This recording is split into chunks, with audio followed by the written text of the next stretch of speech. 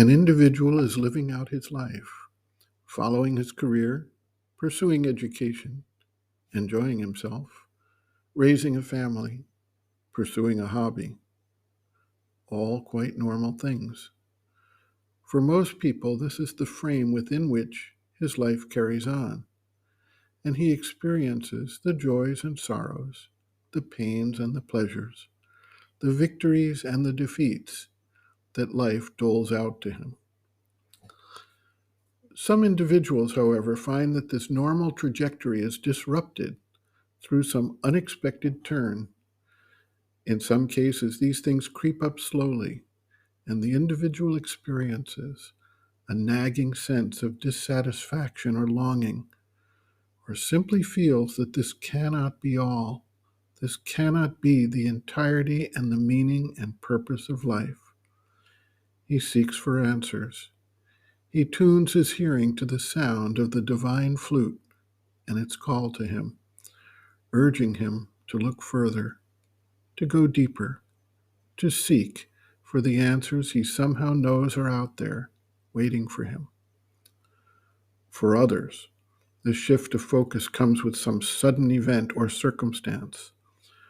Saul on the road to Damascus had such a life-changing experience.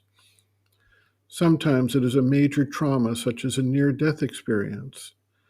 At other times, a deep feeling of loss or grief with the death of a loved one, or the breaking of a cherished objective in the life. In such cases, the veil is rent, and the individual finds that he is thrust into an entirely new life, is forced into a new direction, and he discovers, instantly, his purpose and his mission.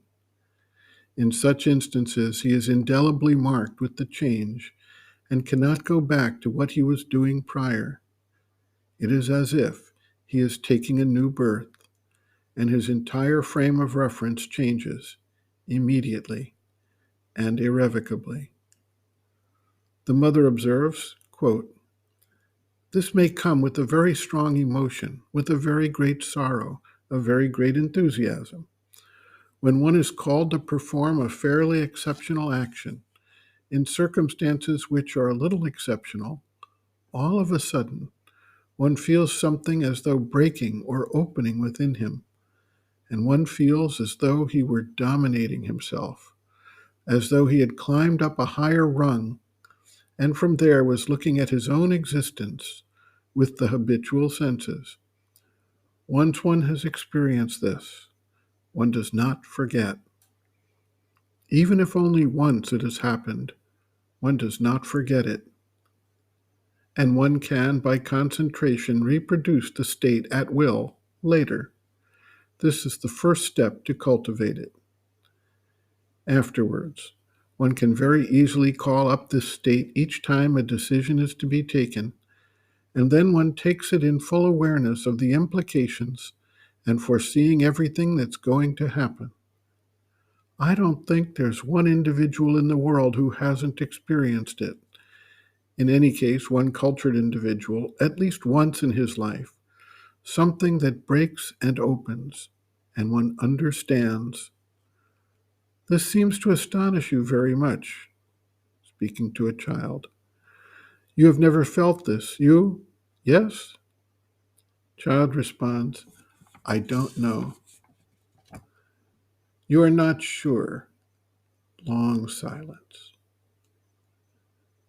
When one has had it, one feels that one has begun to live, that before this one did not know what life was. Suddenly, one has entered fully into life. This is not forgotten.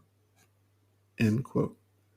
Reference, Sri Aurobindo and the Mother, Our Many Selves, Practical Yogic Psychology, Chapter 6, Some Answers and Explanations, pages 169 to 170.